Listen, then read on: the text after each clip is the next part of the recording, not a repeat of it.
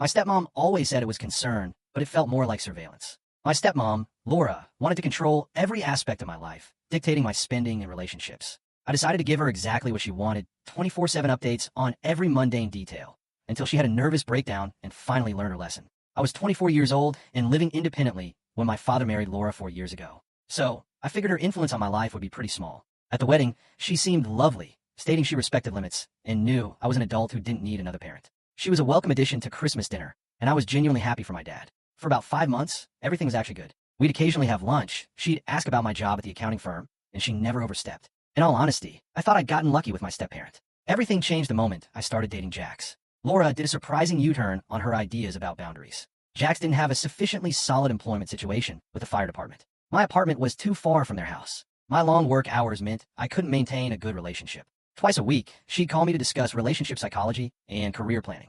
She emailed me 20 links about how pets ruin the financial destiny of young people when I brought up getting a cat. When I complained, my father would just shrug. Laura cares about you and wants to help. Then Jax and I decided to live together, and that's when the actual escalation began. Laura went insane. She convened an emergency family gathering where she gave an actual PowerPoint presentation on the statistics of cohabitation and its failure rates. She had created graphs about my spending habits, which she had somehow gained knowledge of, likely by interrogating my father.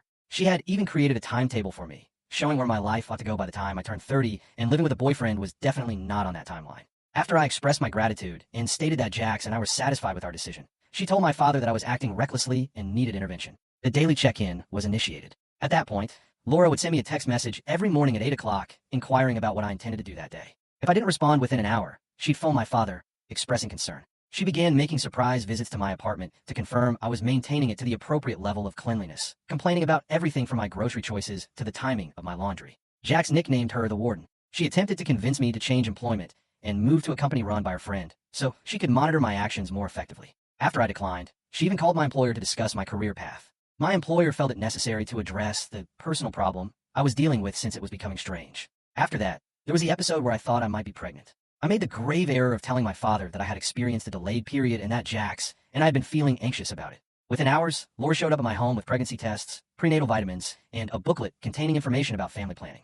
I attempted to reassure her that everything was going well and that the stress was the only thing bothering me, at which point she responded that I should be more responsible and that it was possible that she could be the one to manage my birth control program. That was it. I had finished working on her as a project. However, I was unable to simply sever ties with her without sparking a conflict with my father.